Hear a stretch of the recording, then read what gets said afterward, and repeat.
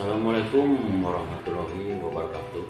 Nurusin tepang wilujeng pamrek tepang wajah patah pangraran dina Dadan channel. Dina ieu carita sim kuring bade ngupas terkait tentang aya hiji jajaka anu hayang diajar silat. Manehna ajar silat dikenal aja kalau yang kena anu ayatna bancang pakai. Dina ieu hiji kisah Kang Dadan ngaurang dina hiji tempat anu mata dikasediheun manehna bari ngupat dina jero hatena. Duh, kamana nya? Jeung kasaha urang teh hayang diajar silat. Jika batur geuning barisa silat supaya bisa ngajaga diri keluargana samun aya tina pancang pakewu. Tajeroning manehna ngapulang geus sadar manehna teh satu kangenanan saya bapana anu nyakseni manehna kita tadi argeun jadi anakna ulang gentul bangun aya kabingung nya bapak teh nepak kanu jadi anakna kitu kanun kajang Dadan teh. Hei, Cang. Kenal dari mana? Ngaulang wae bangun juga aya kabingung. Budakna ngobok teh Dadan. Sangka bahwa di tepana aya bapana nikah tadi nyaksian manehna tina ulang gentul juga pikiran aya kabingung. Nya reuwas manehna ngajlong bari politikan bahwa reuwasna ngarejang ku para ruku. Nah, ieu teh Pak kuring teh Pak. Hayang aya pangabisa Pak. Hayang bisa diajar silat Pak kuring teh Pak. Supaya bisa ngejaga keluarga, bisa anu ngeganggu. Dina gangguan preman-preman apa nu di jalan ka urang ngaganggu, nya kudu bisa ngajaga urang teh. Cukup anu kayang mah. Abi bisa gini aya kayang hayang ngajaga keluarga. Hayang we tiga batur Pak. Kumaha geuning ari harta mah kuring teh bisa mere. Non bisa diberek kan dari keluarga, ya lain pangakti tuh pangabisa. Syukur ya Jang, bukan cendera gitu aduh, bapak ngerasa kerja. Kerja mana harus Pak? Bapak boga teh apa pembatur pasangan bisa ngajaga silat kan kuring Pak. Ya sebenarnya mah Jang. Laki maneh tuh di luar datang, pangabdi nama. Boga pakuron manehna teh. Pokoknya mah hampir kabeh sagala paburon ilu ka manehanana da manehna teh kaseduan di lemur eta teh Patu tunjukkeun Pak. murid ke ditunjukkeun Pak kabeh datar tanyakeun we Aki Sudira geus moal birek deui. Nya tuh Pak, kuring eudeut miang gancangna carita si Jang Dadan indir ngegeding ka tempat akina dibejakeun kudu jadi bapana.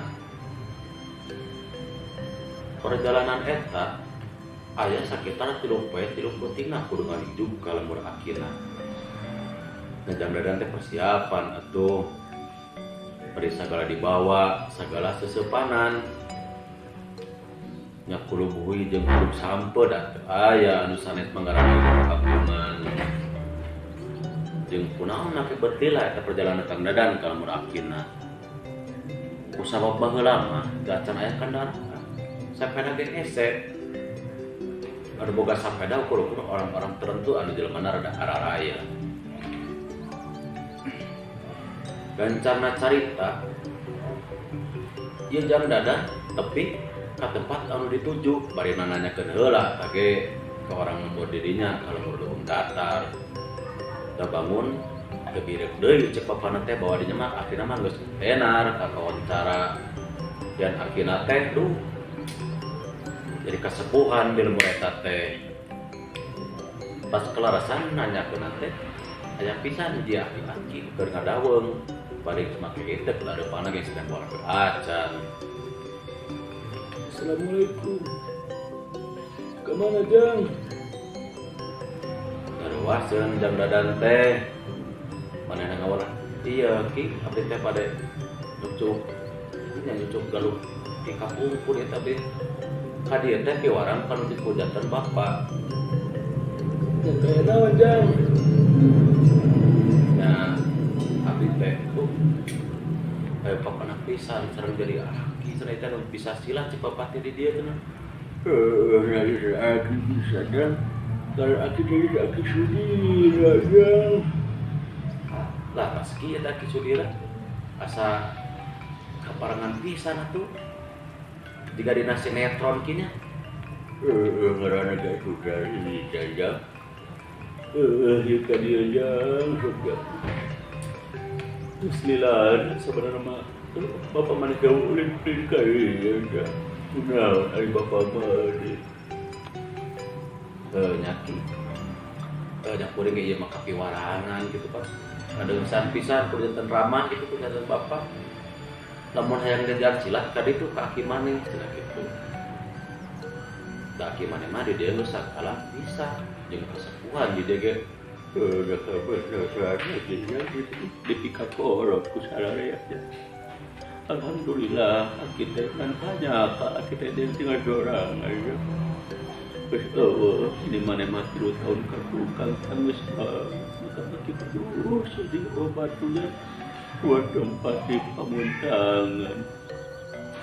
banyak kelarasan atuh ki kuring teh kuring ngarasa bajar ki sapat tepung terus jadi aki manawi teh si bapak teh gaduh keneh ramah Ya, bapak main kunaon, ya kunaon, tinggal lempang nak jauh ya.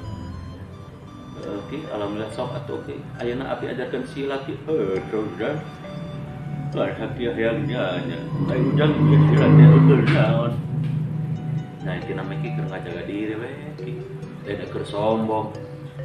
Keur ngajaga keluarga ki sok nya bisa aya sok kaganggu kumaha deuk sahari nu ngajaga kita keluarga.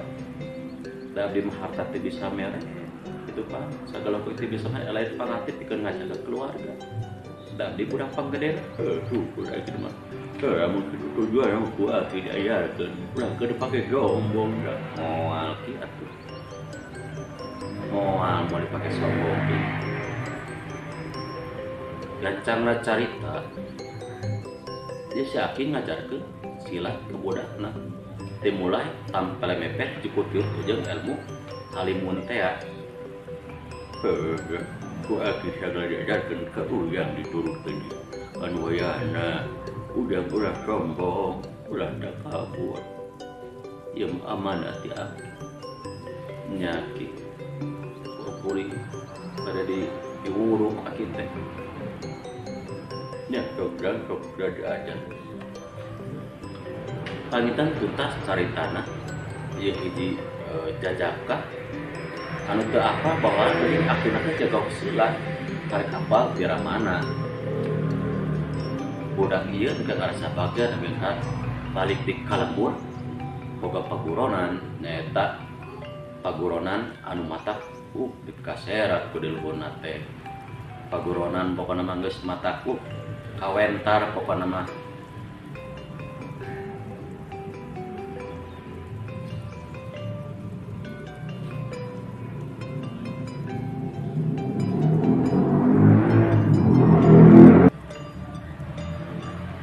mangga kanggo salajengna ieu carita atau alkisah anu aya dina carita di dongeng bakal disakseni dina kisah anu peran-peran anu mata ngagugahkeun ka urang bahwa kahirupan teh teu cukup ku harta jeung sagala rupa mung pangarti anu bisa ngajaga keluarga tina sagala bancang pakewu mangga sakseni ku sadayana.